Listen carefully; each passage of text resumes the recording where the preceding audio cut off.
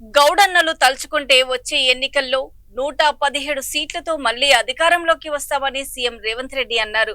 కల్లు పోసే సమయంలో వినియోగదారులు ఉన్నంతసేపు ప్రభుత్వం చేస్తున్న మంచి పనులు, సంక్షేమ పథకాల గురించి వారికి వివరించాలని సూచించారు.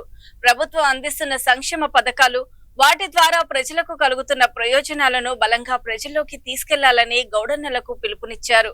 ప్రభుత్వ పనులను ప్రజలకు వివరించడంలో గౌడన్నలు భాగస్వాములు కావాలని, అలా చేస్తే వచ్చే ఎన్నికల్లో విజయం సాధించి మళ్లీ అధికారంలోకి వస్తామని రేవంత్ రెడ్డి ధీమా వ్యక్తం చేశారు.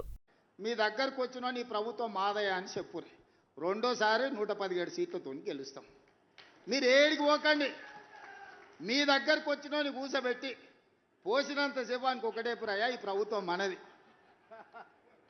ఈ ప్రభుత్వం మనది, దీన్ని మనం కాపాడుకోవాలని చెప్తారంటే 117 సీట్లు ఖాయమయ్యా. అవునా? అవునా? మాట ఇస్తుర్రా? మాట ఇస్తుర్రా? ఇస్తురు కదా అందరు. మీరు అందరూ గట్టిగా ఏం పని గట్టిగా చెప్పండి.